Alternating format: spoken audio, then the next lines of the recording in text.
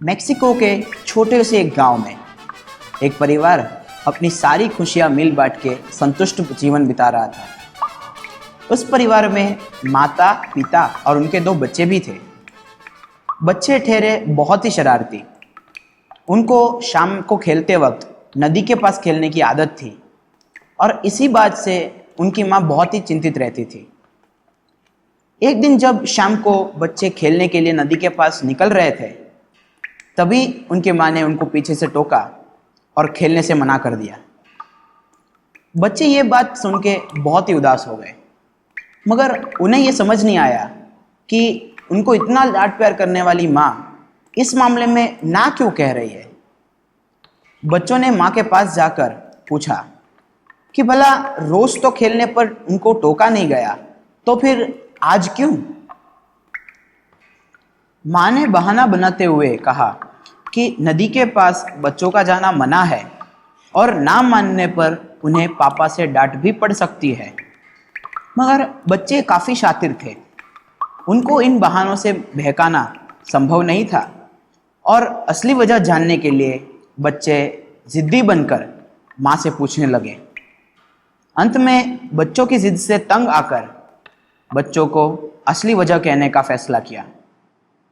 माँ ने बच्चों को ला llorona के बारे में बताया। ला llorona के पूरे जीवन चरित्र के बारे में जानकर बच्चे काफ़ी डर गए थे और आगे से अपने माँ की बात मानकर कभी भी नदी के पास अकेले खेलने नहीं गए। आखिर कौन थी ला llorona और ये बात हमेशा से बच्चों के लिए एक डरावना सपना क्यों रही है? जानने के लिए स्वागत है आपका बायोस्कोप के एक नए अध्याय में, where the search begins here.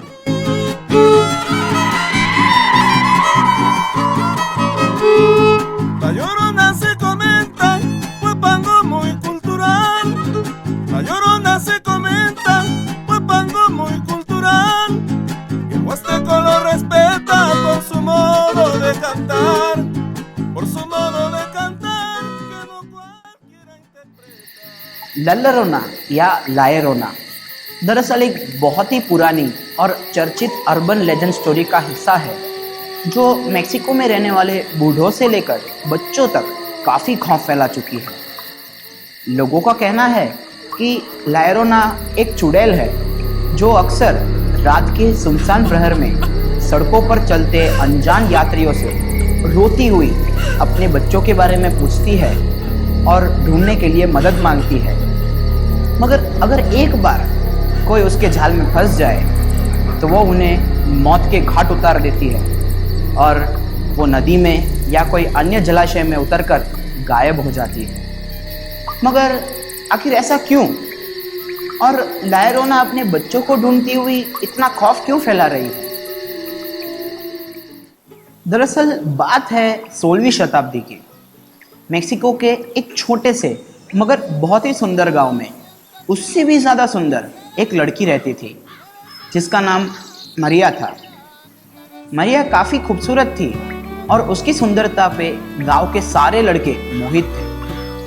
मगर मरिया काफ़ी गरीब थी और रोजी रोटी के लिए उसे खेतों में, दुकानों में और अमीर लोगों के घर काम करना पड़ता था।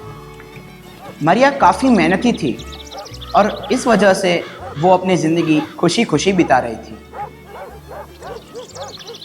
ऐसे ही चलते एक दिन उस गांव में एक नौजवान आया जो खुद को यात्री होने का परिचय दे रहा था। वो दिखने में काफ़ी सुंदर और धनवान था। वो नौजवान गांव में थोड़ा विश्राम करने के लिए रुका था। तभी उसकी नज़र मारिया पे पड़ी। उसने मारिया की जैसी खूबसूरत लड़की कहीं नहीं देखी थी और जैसे तैसे करके उसे मारिया को मिलना था। आखिरकार जब दोनों एक दूसरे से मिले तो दोनों एक दूसरे को देखकर मंत्रमुग्ध रह गए थे। मारिया को भी ये नौजवान पसंद आ गया था और समय के चलते दोनों ने अपने जीवन साथ में बिताने का सोचा और शादी करने का फैसला किया। अब दोनों की शादी हो चुकी थी और दोनों काफ़ी खुशहाली भरी जिंदगी बिता रहे थे। मारिया के 2 बेटे भी थे। मारिया का पति पेशे से यात्री होने की वजह से वो हमेशा लंबी लंबी यात्राओं पर रहता था और शुरू में मारिया और बच्चों को मिलने हर महीने आया करता था, मगर धीरे धीरे उनका मिलना कम होता गया। और अगर मिलने आता तो भी सिर्फ बच्चों से मिलके उन्हें तोहफे देकर चला जाता, मानो मारिया उसके लिए पराई हो गई हो, ऐसा बर्ताव करता। ये बात उसके मन में बहुत सारे सवाल उठा रही थी और उन सवालों का जवाब ढूंढना मारिया को नामुमकिन लग रहा था। हर बार जब उसका पति उसे मिले बगैर चला जाता, तब उसका मन अशांत हो जाता और धीरे धीरे इस बात से उसके मन में अकेलापन छाने लगा। इसी के चलते एक दिन जब मारिया बाजार जा रही थी, तब वहां पर उसने अपने पति को एक पराई औरत के साथ खड़ा देखा। इस बात ने उसके मन में बहुत ज़्यादा ठेस पहुंचाई थी। अपने पति का साथ ना पाके उसने जितने साल बिताए, इस अकेलेपन के गुस्से ने उसको तनाव में डाल दिया था। मारिया को लगने लगा था कि उसकी माँ बनने की वजह से ही उसके पति ने उसको छोड़ा होगा, और इस बात का गुस्सा उतारने के लिए मारिया ने अपने बच्चों को पास वाले नदी में ले जाकर पानी में डुबा के मौत के घाट उतार दिया। जब उसका पति अपने बच्चों को मिलने और मारिया को अपनी नई शादी के बारे में बताने आया, तब मारिया घर में अकेली एक कोने में डर कर बैठी हुई थी, जैसे कि उसका मानसिक संतुलन ही हिल गया हो। उसके पति ने पूरे घर में अपने बच्चों की तलाश की, मगर बच्चे कहीं भी नहीं मिले। आखिर में उसने मारिया को अपने बच्चों के बारे में पूछा। तब मारिया ने अपने पति को देख खुश होते हुए कहा कि बच्चों को उसने नदी में डुबाकर मार डाला था, जिससे वो फिर से उससे प्यार करने लगे। मारिया का ये जवाब सुन के उसके होश उड़ गए। उसने गुस्से से मारिया को कहा कि अगर वो आगे से उसकी पत्नी बन के रहना चाहती है, तो मारिया को पहले उनके बच्चों को ढूंढ के लाना पड़ेगा, वरना वो मारिया को उसके लायक नहीं समझेगा। मानसिक रूप से उदास मारिया ने अपने बच्चों की तलाश शुरू कर दी थी। मारिया अपने बच्चों को ढूंढती हुई दूसरे गांव में भी जा पहुंचती थी और रास्ते पे सबको अपने बच्चों के बारे में पूछती गई, मगर अफसोस की बात है कि उसे अपने बच्चे कहीं भी नहीं मिले।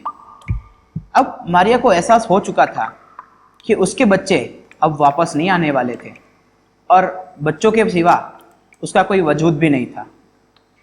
और इसी मानसिक तनाव के कारण मारिया ने भी नदी में कूद के अपनी जान दे दी। इस हादसे के बाद मारिया की आत्मा ने उस गांव के लोगों के बीच कहर मचा के रख दिया था। ऐसा कहा जाता है कि आज भी मारिया की आत्मा रात को रोती हुई अपने बच्चों की तलाश में नदियों और तालाबों के किनारे निकलती है, और अगर कोई बच्चा उसे दिख जाता है तो उस बच्चे को वो अपने साथ पानी में ले जाती और डुबाकर मार डालती है। इस डर के पीछे दूसरी भी कई वजह थी। कहानियों के अनुसार मारिया को मरने के बाद स्वर्ग नहीं प्राप्त हुआ था, और जब वो स्वर्ग के द्वार पहुंची तब ईश्वर ने साफ मना कर दिया था और मारिया की आत्मा को अपने बच्चों को ढूंढने का शाप दे दिया था। इसी शाप की वजह से मारिया रोती हुई और कई बार चीखती हुई सुनाई देती है, और कई लोगों को वो अगवा भी कर चुकी है। और इसी वजह से मारिया को रोती हुई औरत या फिर लायरोना का नाम दिया गया। आज की 21वीं सदी में भी ऐसा कहा जाता है कि मेक्सिको की शहरी और ग्रामीण विस्तारों में जलाशयों के पास वाले इलाकों में रात के समय लायरोना की रोती हुई आवाज़ सुनाई पड़ती है। जब कोई अकेला इंसान रास्ते पे चल रहा होता है, तब उसे पीछे से एक रोती हुई औरत की आवाज़ सुनाई पड़ती है, और अगर तब उसने पलट के देखा तो लायरोना उसके सामने आके उससे एक सवाल पूछती, क्या आपने मेरे बच्चों को देखा है? अगर आपका जवाब है ना, तो उसी क्षण आप अपने जान से हाथ खो बैठेंगे, और अगर आपका जवाब है हाँ, तो वो आपको नदी या तालाब के किनारे ले जाकर वहां अपने बच्चों को ढूंढने को कहेगी जो मिलने नहीं वाले, और इसी के चलते आप अपने जान से हाथ खो बैठेंगे। लायोरोना की कहानियां और लोगों का आमना सामना होना, इन बातों ने करीब 5 सदियों से लोगों के बीच खौफ फैला के रखा था। कई सारे पैरानॉर्मल इन्वेस्टिगेटर्स ने इस बात पर जांच की, मगर आज तक पक्का सबूत किसी के हाथ नहीं लगा। लायोरोना के बारे में इस पूरे विश्व के लोगों के बीच चर्चा हो, इसलिए 1960 में रेने कार्डोना नामक एक फिल्म डायरेक्टर ने मेक्सिकन में ही लायोरोना द क्राइंग वुमन नाम की एक फिल्म बनाई, जो अपने समय में एक सुपरहिट फिल्म साबित हुई थी। उस फिल्म के बाद लायोरोना की कहानियों को बहुत सारे भाषाओं में भी अनुवाद किया गया और पुस्तकें भी लिखी गई, मगर 1960 के फिल्म के बाद हिट साबित हुई थी 2019 में निकली हुई फिल्म द कर्स ऑफ लायोरोना, जिसके डायरेक्टर थे माइकल चेव्स, जिसमें लायोरोना की आत्मा से परेशानी झेलती हुई एक परिवार की कहानी बताई गई थी। आपको क्या लगता है, क्या लायोरोना सिर्फ एक कहानी है या फिर कोई हकीकत? मिलता हूं मैं आपको अगली वीडियो में। तब तक गेट डार्किफाइड।